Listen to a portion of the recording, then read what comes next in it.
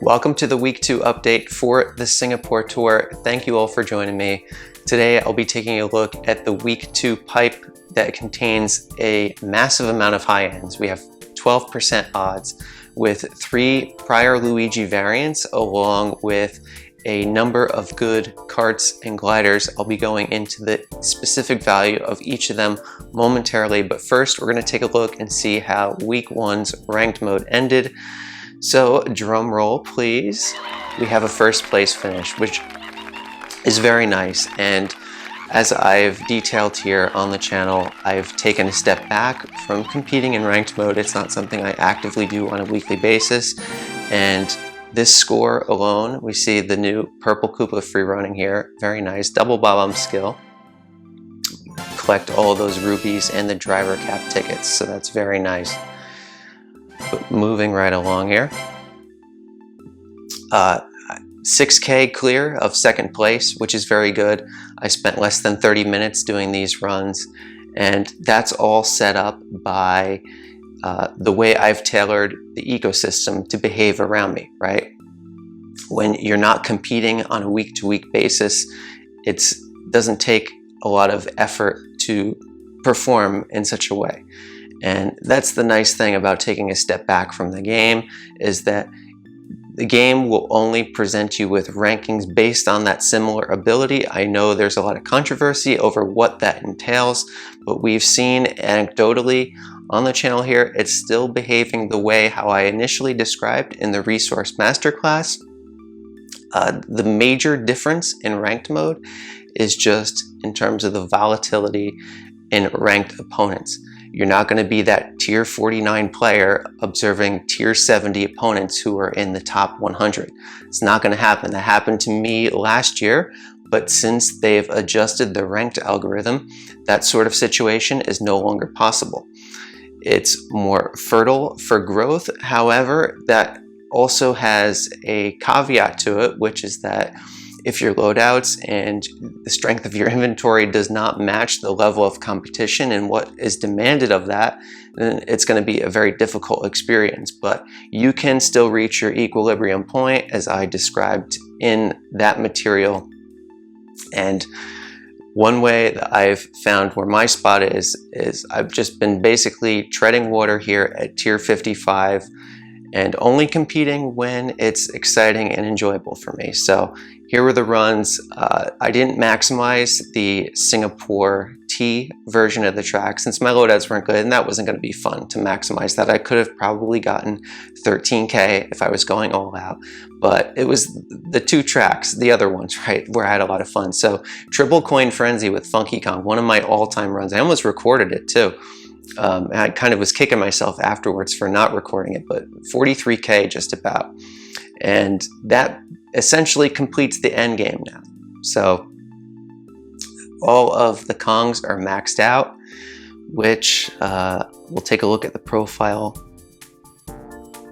just to see what that looks like. And there you have it, folks.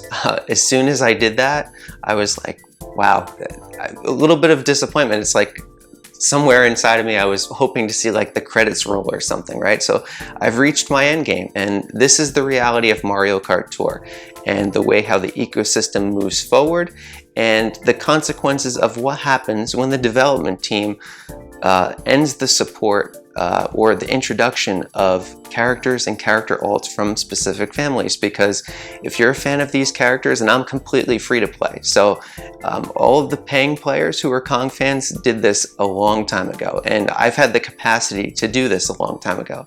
Just felt like the right time was now, and now my goals are complete. So we'll see if they ever want to introduce a new driver, and that would inject so much excitement into the game, not just for myself, but for all of the Kong fans that are out there.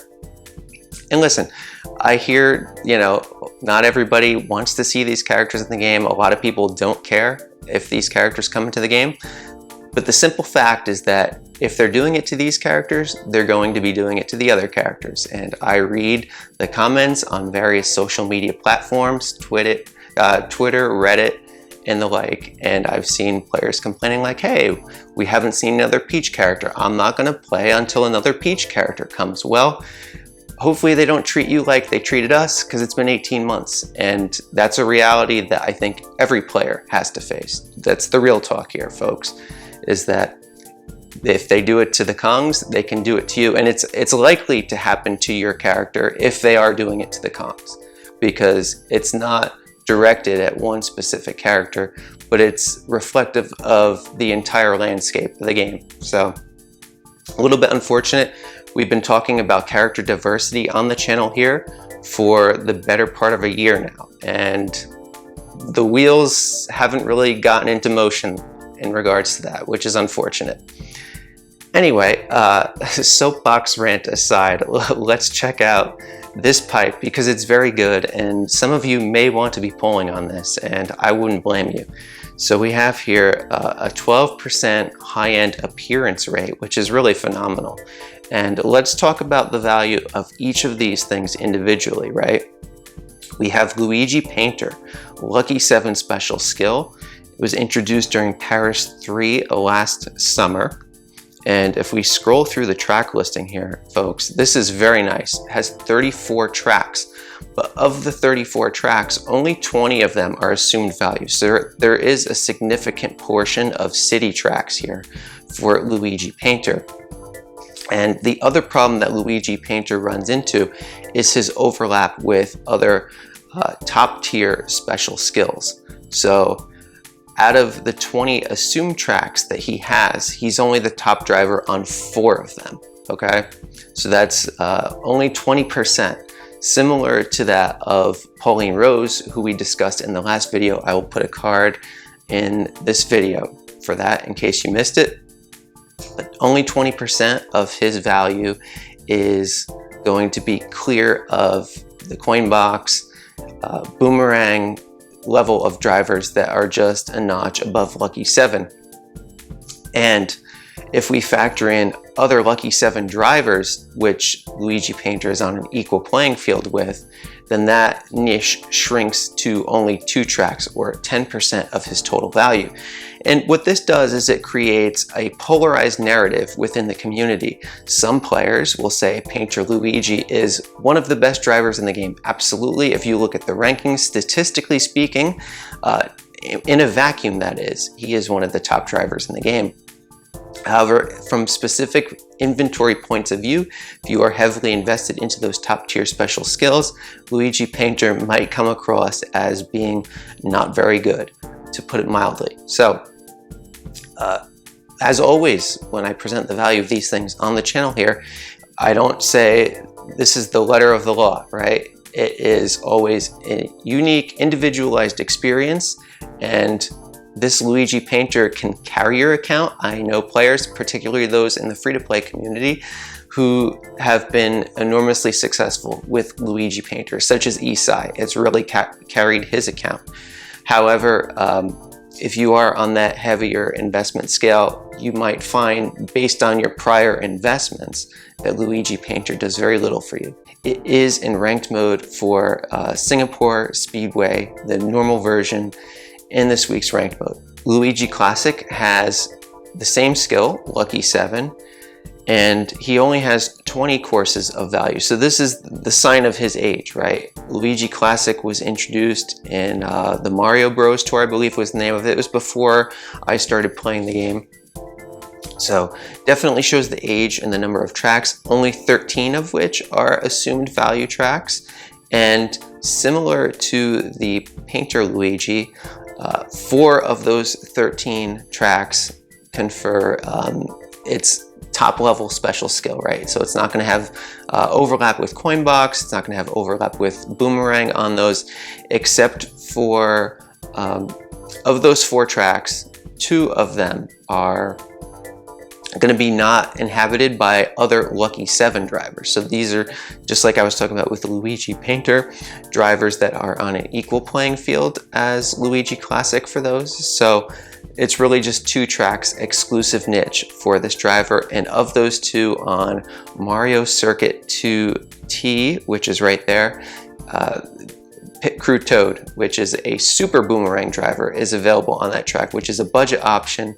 It's a favorite of those players doing ACR grinds, and also has come in good in ranked mode a number of times. So given that Mario Circuit 2T is a track that is sub 200 action count, only in situations where the track is over 200 actions is the super boomerang that much less effective than just any standard high end. So in this case, since the action count is below 200, Pit Crew Toad's niche relative to Classic Luigi is much more marginal and perhaps superior to that of Classic Luigi. It depends on the specific action count numbers that you're able to generate.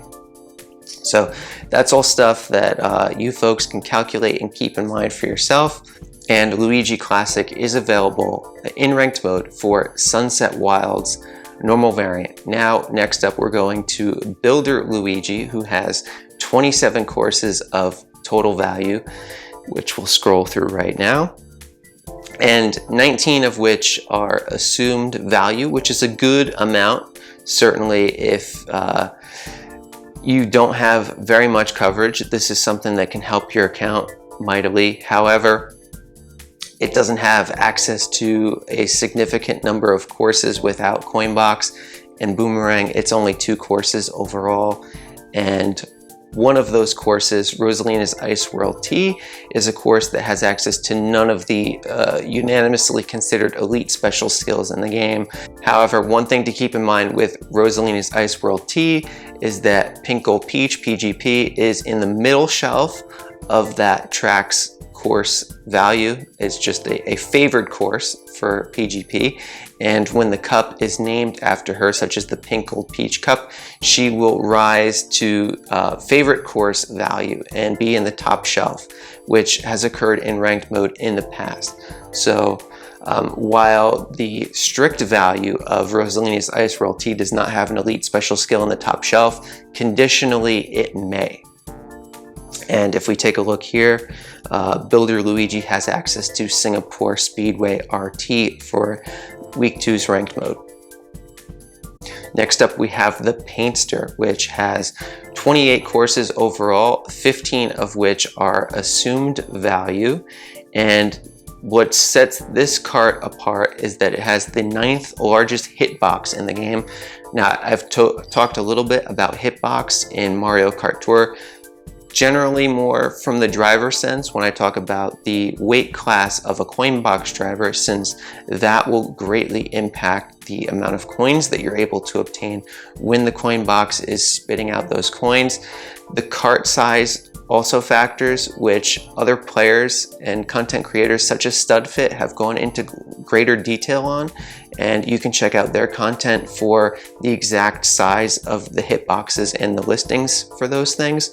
But the Painster is up there. It's definitely a favorite among players who are cognizant of the hitbox. And also this cart is available for Sunset Wilds, as we can see on the screen right here, for ranked mode.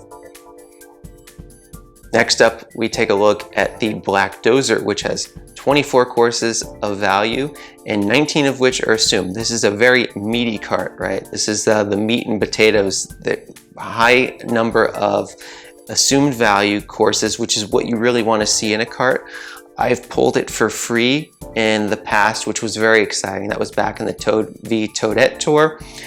And I haven't really invested heavily into this cart because I have the Ramby Runner and a number of other carts that do tend to overlap. Just looking at this screen alone, I see Frap Snowland RT, I see Rosalina's Ice World T, so there's a DK Summit. So a number of these tracks do overlap with the Black Dozer. So you want to analyze your own coverage in deciding whether or not to invest into these. However, if you do invest directly into this Black Dozer, it's going to power your account significantly, because when it is fully leveled up, it is one of the best carts in the game. We see it has access to Singapore Speedway RT for ranked mode here. So this is absolutely a very good cart. It was originally in a paid bundle and has been sporadically introduced here and there as a spotlight item. So this could be an opportunity for those of you that have wanted to add that coverage to add it. Next up, we take a look at the Decal Streamliner. Not a lot to say about this cart. It only has 21 courses, 15 of which is assumed, and it is available on Singapore Speedway. And not a significant cart that you really want to pull for. It may add some coverage to your inventory, but I would say out of all of the carts and gliders that are available here, that's probably the least exciting one for what's available out there. Next up, we have the Flying Easel. Now this one has a very large number of tracks. We have 29 in total, only 16 of which are assumed though, so actually 13 are nitro based. We can see the Merry Mountain, the Vancouver Velocity, the Paris and the Level Unlock. Those are generally going to reduce the value of the item overall, since these tracks are not readily coming into new tours, right? Occasionally, like maybe once a year, they'll reintroduce these nitro tracks, but even given the low number of assumed value, you may still find that this glider, just based on the volume of tracks overall, is helpful to your inventory. Blooper Plus is a very good special skill, particularly when you're using a coin box driver, since it doesn't reduce the chance of seeing a coin box in those top 3 positions, which is very good for increasing the probability of having a maximum potential scoring run, and available on Sunset Wilds in ranked mode. Next up, we have the ship's wheel, which was in the special pipe analysis I did. I believe it was called the Ocean Gliders pipe. I'll put it in a card above if you want to see my initial thoughts on its value. And we see it has access to 29 courses, another very meaty glider, 19 of which are assumed value. So a bit more to work with here. And definitely you can see it has access to the recent Vanilla Lake 2 set of courses, which may appear in ranked mode more frequently than many of the older generations of tracks. So I think the ship's wheel still has some good life in its value, although the number of track expansions that it's likely to see at this point won't be very great, maybe just 1 or 2 here and there. Otherwise, its value is nearly completely fully realized, and it's going to be appearing in ranked mode and tracks as such. And then last but not least, we have a standard high end, but look, it's getting more and more difficult to obtain these standard high ends as they infuse new items into the selection. We had Peach Explorer come in this tour. We had the Silver Surf Master.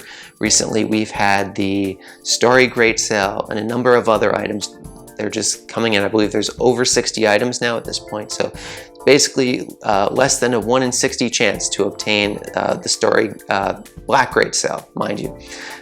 32 courses overall. This is, I mean, you can scroll endlessly, the endless scroll, and 25 of which are assumed value courses. So really strong value here. We see that it has access to Singapore Speedway and for ranked mode this week. So all of these items, as indicated by what I've gone through, are in play for the week 2 ranked mode, which is quite remarkable. However, I do want to caution that just because they're available in ranked mode doesn't mean that you should be pulling with the intention of doing well in 1 week of ranked mode, because you saw 40 rubies, that's what you get. Yes, we do get access to the Purple Koopa free running, but that's not the kind of item that's going to really power your account, right? That's more for collectability, and that's where the FOMO is generated from, right? Fear of missing out. It's one of the predatory tactics that they use. We're going to take a look at the tier shop now, actually, just to talk about the FOMO, because I know that we do not want to do coin rush, not with our rubies, that's for sure. The lowest coins per ruby conversion you can do is a coin rush. So don't do it unless you're in desperate straits. And I would recommend gearing your account and your strategy forward so that you're never even in that position to begin with. But anyway, looks like we have Metal Mario in the shop. But triple high ends, so this is going to be very pleasing for many of you out there. Black Yoshi, Off-Roader, Dry Bowser Umbrella, a great selection of items. You can purchase all three potentially. They're each possessing a lot of value. Black Yoshi, standard high end, hasn't seen track buffs, but it is one of the lowest coin box overlap characters in the game, so it complements a number of your strategies out there. The Off-Roader was significant value in its first year, has fallen off considerably in the second year, but it still does have a niche, particularly given I believe it is the largest size hitbox in the game. And we have the Dry Bowser Umbrella, which is still hanging on to quite a bit of value. It's basically like the second generation of the Dragon Wings. With that being said, there was some speculation out there that Blue Yoshi could have been in the tier shop. Certainly there's no precedent for it, but Nintendo has shown that they'll break precedent with this game anytime that they want. And the fact that they didn't just shows that they value the FOMO in terms of getting players to see, wow, I missed out on Blue Yoshi and I still can't obtain him. Granted, there was that one special pipe, the tricolor pipe in the Paris tour. Other than that, he hasn't been made available, and none of the other ones have either. So they want to make sure that they are getting players to make, or at least consider, cost wasting moves, such as like, hey, pull for ranked mode to obtain this driver. If you want to have a strong resource game to push your account further than all of your competitors out there, these aren't the moves that we make, folks. So anyway, I hope that was a great overview for all of you in the second week. It's a good pipe, but it's not for everyone. Certainly if you are a newer player, free to play, maybe you just started Gold Pass, this is a phenomenal pipe for that kind of strategy and player. But certainly if you are pay to win, a lot of these items are going to be already well invested into on your account, and it's not going to present any new value out there. So finding out where you are on the player totem is exactly how to decide whether or not you're polling or not. So let's just do today's challenge real quick. Have a little bit of fun here with Pauline. Are they trying to tempt me into that special pipe? Well, you're not going to do it with Pauline. She's available in the daily selects. Maybe if they put in Pauline Rose, I would have been like, maybe I want this character that you've given 5% unique coverage to, right? You just keep buffing those coin box drivers and the boomerang drivers, so I got to have my my one course of value with the Pauline Rose, right? Maybe they'll learn someday. I don't know. Hopefully before it's too late, right? Before enough of these niches have been destroyed. And look, that really has long-term consequences. I'm just being a realist. I know it doesn't sound too thrilling for me to say, but I'm not gonna mince the facts, and that's just what it is. So I present the information. Hopefully that becomes a part of the dialogue. I don't think, at least I have no indication, no contact with Nintendo other than the feedback that I've sent them in the past, but it's certainly information that they should hear, whether it's from me or from anyone out there, because it's the slow spiral of destruction.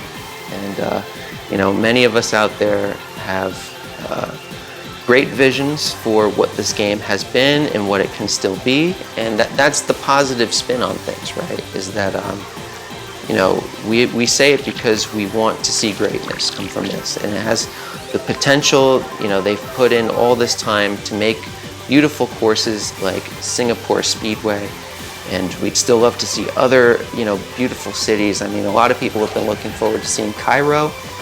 It was in the initial loading screen, so we know that they've made it.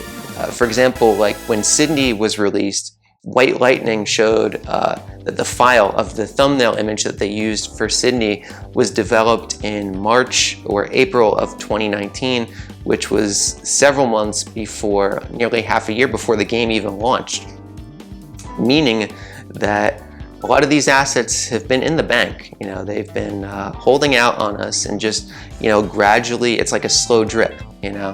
So, but we'd still love to see that content that they've made. So, you know, Cairo has got to be out there. There's likely to be other cities that are out there still to be released. And, you know, we want to see the diversity of character. We want to see open niches so that more things are exciting to pull for instead of just, you know, cashing in on that big ticket item and then, you know, things fall apart. And a lot of the filler becomes, you know, the things that they see produce, you know, better results. Like we've seen a bit of Rosalina, you know, there's always a steady dose of Mario, but that's only going to excite a certain demographic of player, you know.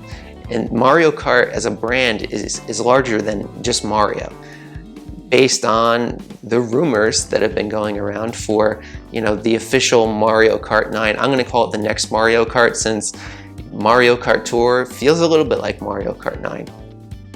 Then we're seeing that the next Mario Kart may go beyond the Mario universe, which it's larger than any single character. And it would be nice to see the love and attention given to all of those characters, because it's more inclusive and more welcoming for everyone. And that is a characteristic that I will get up on my soapbox for time and time again. Anyway, we had 61 coins there. I didn't see what the initial coin count was, so let's just go ahead and see what this is. Okay, 1,000 coins, not too shabby there. I'm definitely gonna pick up the off-roader. Why don't I just do it now, actually? Since it was Dixie Kong's cart, I gotta do it, right? Level 3, so that gives access now to Dino Jungle T, as well as Rock Mountain, which is that's a Ramby track. So not gonna be taking the off-roader up that much, at least at this stage. But let's do these 2 free pipes. Maybe we can get some luck. Maybe that will tempt someone if I do get a gold pipe. Hey, that looks like fun. I should pull for it. What do you know? We got the gold on the first one. I called it. That's the first time I called it, right? But it is 12% odds, and I've been cool on these for quite a while. So let's see what we get here. So we're gonna get a character, probably a Luigi. Hey, Painter Luigi, level 2, a dupe. I pulled him originally in the 2nd anniversary tour. That was really exciting because that was the one where I was going to do the 100 like pull challenge for it.